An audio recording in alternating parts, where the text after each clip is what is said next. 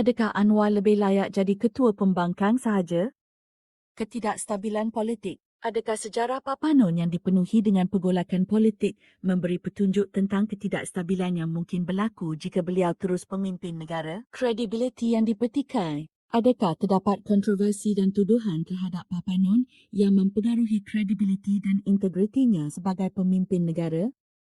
Kemampuan pengalaman. Penglibatan dalam politik selama bertahun-tahun, kekurangan pengalaman dalam menjalankan tanggungjawab sebagai Perdana Menteri boleh mengakibatkan ketidakmampuan Papanon menguruskan negara secara efektif. Ketidakpastian agenda. Apakah Papanon tidak telus dalam memberikan garis panduan yang jelas dan mantap mengenai dasar-dasar yang bakal diterapkan yang boleh menimbulkan ketidakpastian dalam pembangunan negara?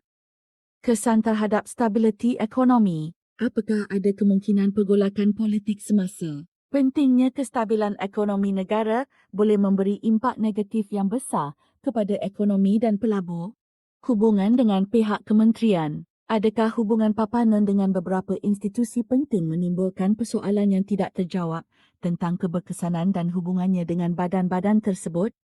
Potensi konflik kepentingan. Adakah terdapat risiko kemunculan konflik kepentingan berikutan hubungan Papanon dengan beberapa entiti perniagaan yang mungkin mempengaruhi keputusan dan dasar-dasar negara?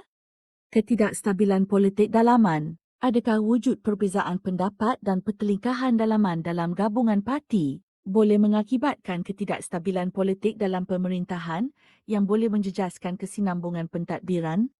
Kesukaran dalam penggabungan kerajaan. Adakah Papanon mungkin menghadapi kesukaran untuk memberikan layanan adil kepada semua parti gabungan dan mengekalkan konsensus dalam proses membuat keputusan?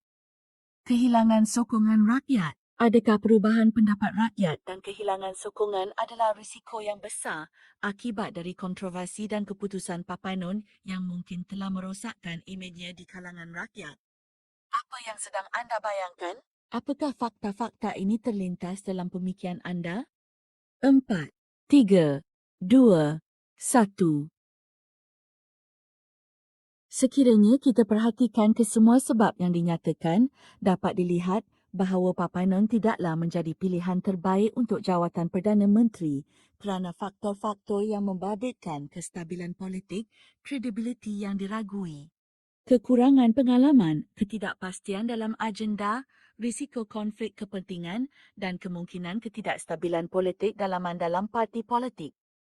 Faktor-faktor ini membayangkan kelemahan-kelemahan yang mungkin mempengaruhi keupayaannya untuk menguruskan negara dengan cekap dan efektif. Dalam konteks ini, adalah penting untuk menimbangkan calon-calon lain yang mungkin lebih sesuai dan mampu untuk menjalankan tanggungjawab sebagai Perdana Menteri dengan lebih baik.